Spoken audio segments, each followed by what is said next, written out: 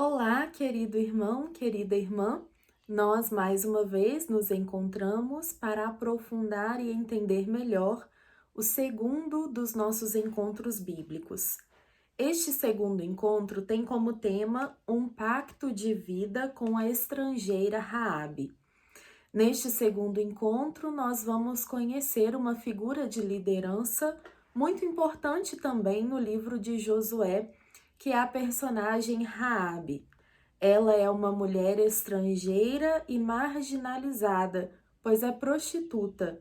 Mesmo assim, ela tem um papel fundamental no retorno de todo o povo para a Terra Prometida. Então, hoje nós compreenderemos melhor qual é o lugar da Raabe no início do livro de Josué e entenderemos também o que podemos aprender com a figura dela. Ela é estrangeira, oferece hospitalidade aos espiões enviados pelo povo e, por meio da sua atitude, que na verdade brota da fé no Deus único, ela oferece também hospitalidade em sua terra para todo aquele povo. A atitude de Raabe é fundamental quando o povo retorna à terra prometida, especialmente na conquista de Jericó. Então, o encontro de hoje quer nos aproximar desta figura de liderança feminina e fazer-nos compreender de suas virtudes, quais podemos trazer para os dias de hoje.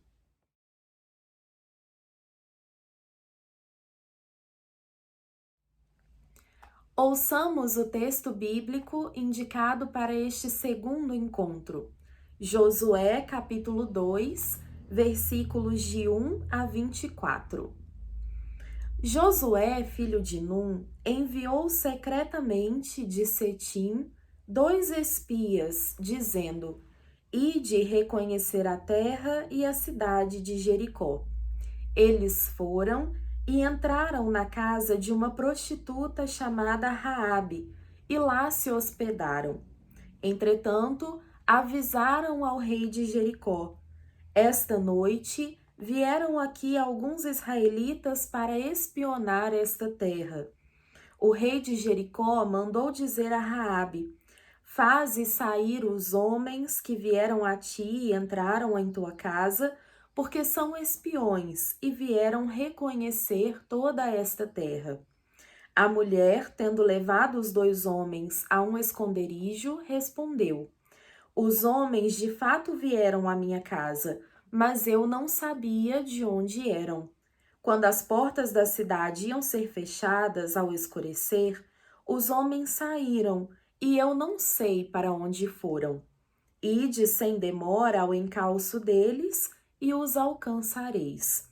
Mas ela os havia feito subir ao terraço da casa e escondido entre os feixes de linho ali empilhados. Os soldados se puseram a persegui-los rumo aos vales do Jordão. E mal os perseguidores haviam saído, as portas da cidade fecharam-se atrás deles. Antes que os espias fossem dormir, a mulher foi vê-los no terraço e disse-lhes: Eu sei que o Senhor vos entregou esta terra, que o terror se apoderou de nós e que todos os habitantes desta terra tremeram diante de vós. Com efeito, ouvimos dizer que o Senhor secou as águas do Mar Vermelho à vossa frente quando saístes do Egito. E também o que fizestes aos 2 reis dos amorreus do outro lado do Jordão, Seom e Og, os quais votastes ao interdito. Quando ouvimos isso, perdemos a coragem, e todo mundo ficou sem alento por causa de vossa presença, pois o Senhor, vosso Deus, ele é Deus lá em cima no céu e aqui embaixo na terra. Agora, jurai-me pelo Senhor, que assim como eu vos tratei com bondade, vós tratareis com bondade a casa de meu pai. Dai-me um sinal seguro de que poupareis meu pai, minha mãe, meus irmãos e minhas irmãs e todos os seus bens, e nos livrareis da morte. Os homens disseram-lhe: Se não revelardes a ninguém o que viemos fazer, nós garantiremos vossa vida com a nossa. Quando o Senhor nos entregar esta terra, usaremos de bondade e lealdade para contigo. Ela então os fez descer com uma corda pela janela, pois a casa onde morava encontrava-se encostada na muralha, e disse-lhes: Ide para a montanha, para que os perseguidores não vos surpreendam aqui. E lá ficai escondidos durante 3 dias, até que voltem os perseguidores. Depois continuareis vosso caminho. Os homens disseram-lhe: Assim ficaremos livres do juramento ao qual nos obrigastes.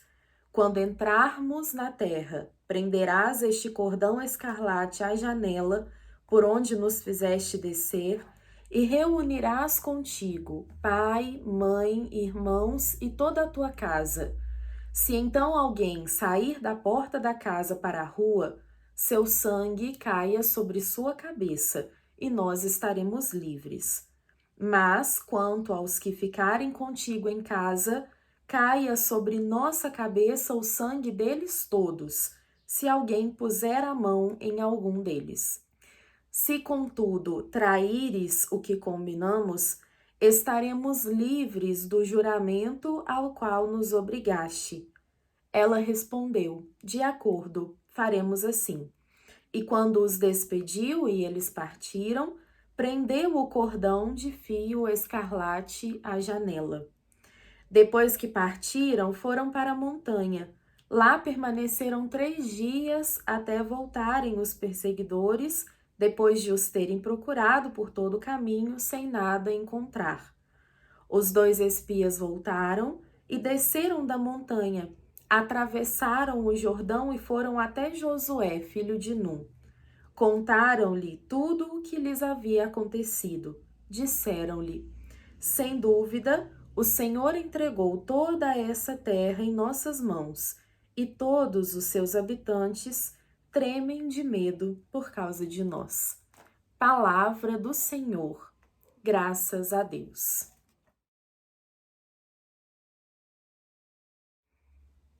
O texto do 2º capítulo do livro de Josué é muito significativo para nós porque nos apresenta a figura de uma mulher estrangeira fundamental no retorno do povo à Terra Prometida. Enquanto Moisés exercera a liderança no deserto e Josué fora convocado por Deus para ser seu sucessor, já no capítulo 2º nós percebemos a existência de uma outra liderança, uma liderança feminina, uma liderança improvável. A história de Raabe nos ensina, primeiramente, que o dom da fé e a crença no Deus único não são reservados àqueles intelectuais ou aos considerados mais perfeitos em meio ao povo.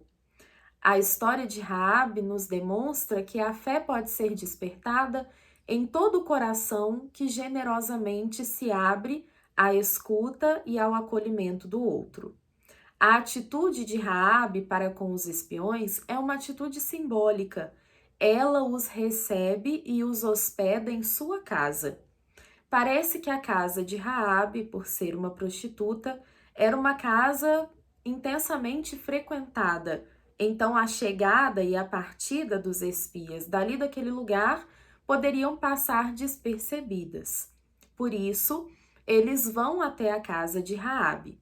Chegando lá, no entanto, eles encontram uma hospitalidade praticamente perfeita. Eles são acolhidos por ela e ela exerce a sua função de proteção. Aqueles que hospedavam os outros, especialmente a partir da tradição do Antigo Testamento, exerciam uma função divina, uma função especialmente associada à proteção. Hospedar alguém significava imitar a ação do próprio Deus, não somente aqui no livro de Josué, mas em todo o Antigo Testamento. Por isso, os estudiosos da história de Israel nos apontam que a chegada de um hóspede em um povoado era inclusive motivo de disputa. Todo mundo queria hospedar aquele estrangeiro, porque oferecer a hospitalidade era equiparar-se ao próprio Deus, era imitar o próprio Deus. Raabe exerce então, com esses 2 espiões, a hospitalidade perfeita. Ela não somente os recebe em sua casa, abrindo sua porta e permitindo que eles entrem, mas oferece a eles a proteção, mesmo que isso custe a sua vida e a vida de sua família. Nós escutamos bem a história. Os soldados do rei vão atrás dos espiões na casa de Raabe e ela corre um grande risco ao dizer que os homens não estão ali. Se eles insistissem em vasculhar a casa de Raabe e encontrassem os espiões, todos eles seriam mortos, inclusive aqueles que estavam sob os cuidados de Raabe, sua família. Ela coloca então sua vida em risco em nome da hospitalidade oferecida àqueles 2 que para ela eram estrangeiros. A sua proteção não para por aí, no entanto.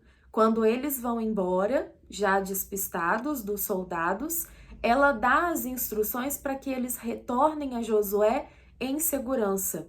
Ela poderia deixá-los ir embora e lavar as suas mãos após a sua saída e dizer: agora vocês encontrem sozinhos um caminho seguro para retornarem. Mas ela dá todas as instruções, diz onde eles devem se esconder e inclusive por quanto tempo eles devem ficar escondidos, para que eles consigam voltar a Josué em segurança. Assim, Raabe dá um exemplo do que significa ser hospitaleiro, mas o que ela mais nos ensina é hospedar o outro com o nosso coração.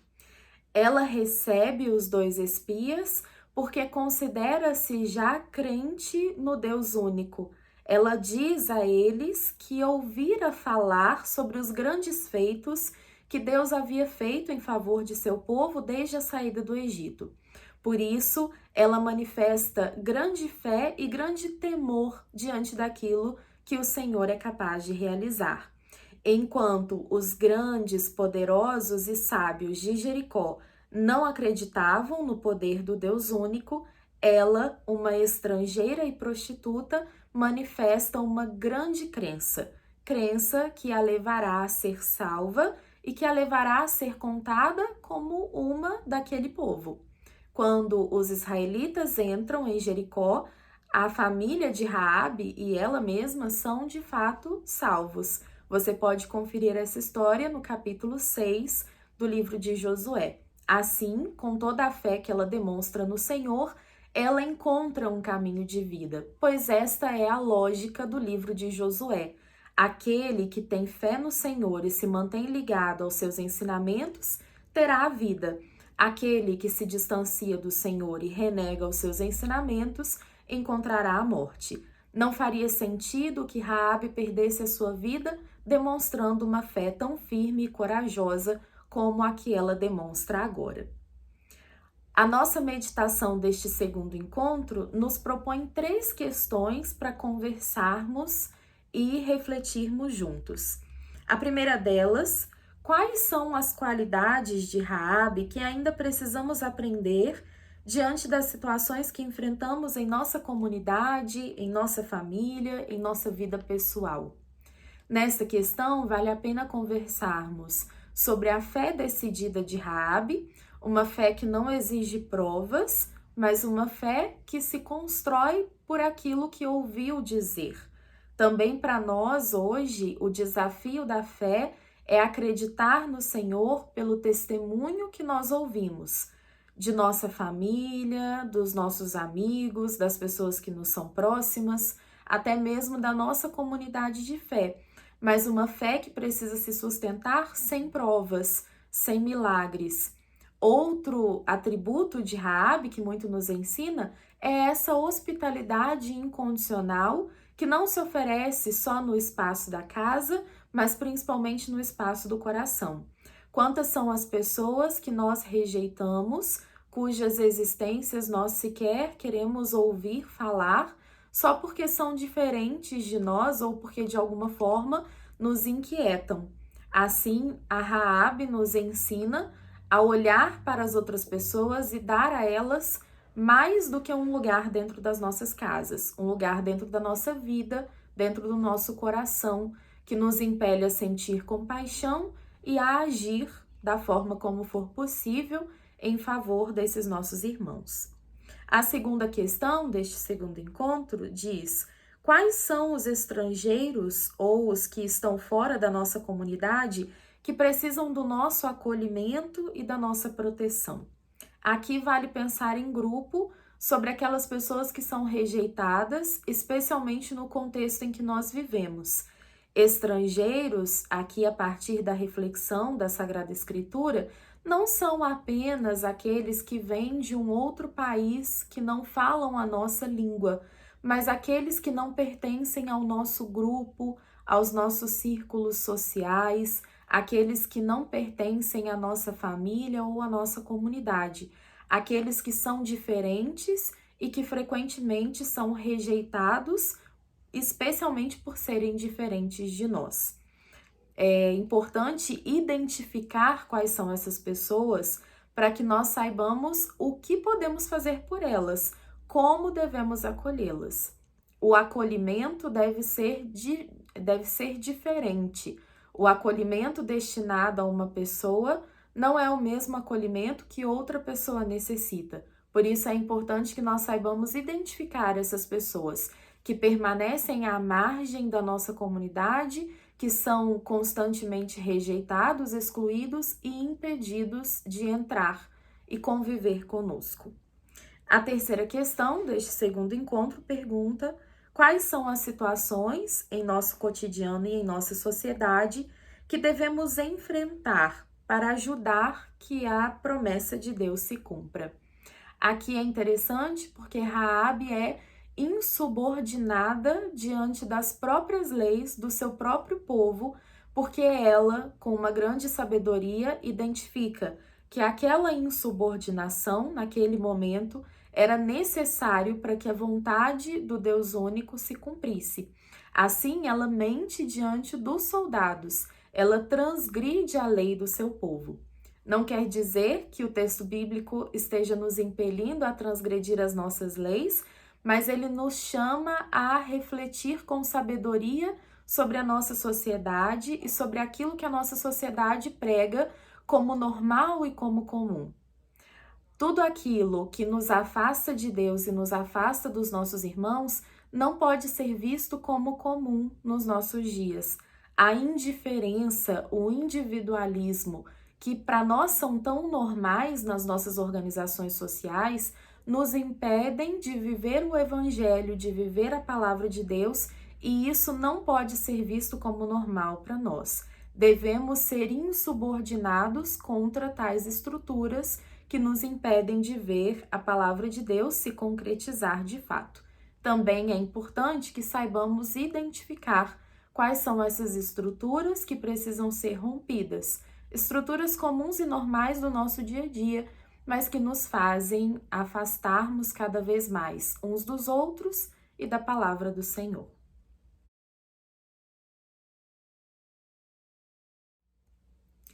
Também este segundo encontro pede de nós um compromisso concreto, um gesto concreto.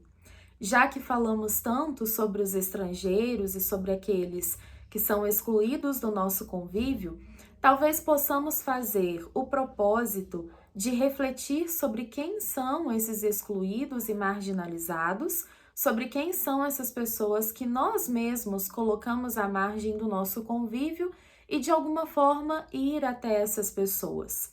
Sejamos sensíveis às suas necessidades, às vezes necessidades materiais, às vezes necessidades espirituais, de convívio, de presença, que possamos identificar quem são essas pessoas, especialmente na nossa comunidade, e escolher alguma forma para nos aproximarmos daqueles que estão distantes, às vezes não por vontade própria, mas por resistência nossa.